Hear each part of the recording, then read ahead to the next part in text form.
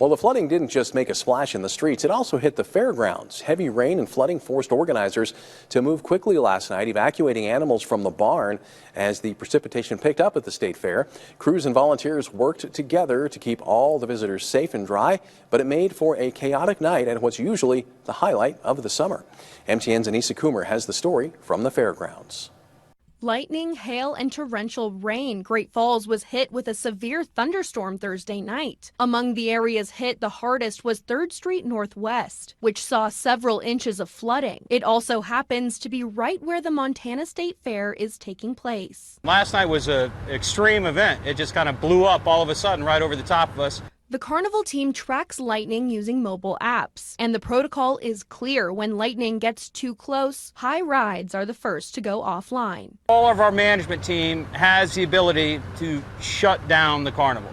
As soon as lightning got close and was a threat, we shut the high rides down, and we're going to make sure that our customers, our operators, our employees are not subject to adverse conditions. Operations began winding down around 8:30 p.m. and by 10, carnival organizers decided to call it for the night. Meanwhile, at the livestock barns, organizers quickly moved animals to avoid the floodwater pooling near stalls. We didn't have any issues. I thought it was all handled very well by ourselves and the fair. With skies clearing by morning, fair crews and carnival teams are back at it, drying off equipment and preparing to welcome back visitors. In Great Falls, I'm Anissa Coomer, MTN News. And with rain at a high this July, how were businesses and homeowners affected? Well, this summer season brought in some record-setting rain accompanied by hail, flooding, and severe thunderstorms. MTN's Quentin Shores went out to see firsthand how businesses are responding. Great Falls was recently hit with heavy rainfall and hail in some areas. Join me in learning how local companies are recovering and maintaining their businesses. And there was a river of water running through my business. Michael Mattern, co-owner of 20 Past 4, was shocked when he was awakened from his sleep to learn that his store had flooded with rainwater. It was nuts. It was crazy.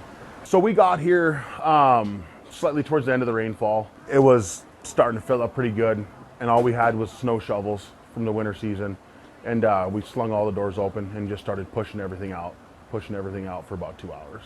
Now, for those who aren't able to recover as easily, that's when you call in the professionals. Especially with flood water, because it's so dirty, people don't realize it. Who knows where it's been, what it's contacted before it enters your house or your business. At that point, it's really good to get a professional involved so they can kind of advise you as to what's affected. Organizations like ServPro have meters that can penetrate through drywall and wood to tell you how far the water has gone into your building.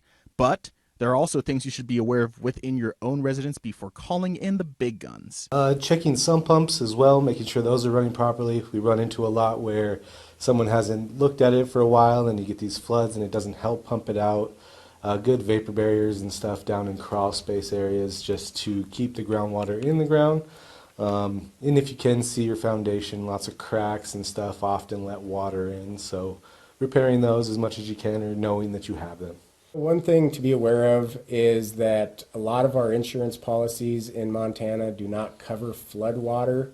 We deal with insurance every day, so we can talk to them and kind of get to the bottom of the situation fairly quickly and kind of help out the homeowners. And also quick response, like don't let it just sit for days on end, because the quicker you can get the water out, the less saturated the materials will get, and they'll just dry out faster, be less likely to get mold and that kind of thing. But if there's one thing that Great Falls has an abundance of, it's community resilience. We got it recovered. We're open for business. So you guys stop on in, come check us out. And if there was anything we could say to the flash flooding, it would be... What do you want to say? You stink. Oh, yeah. In Great Falls, I'm Quentin Shores, MTN News.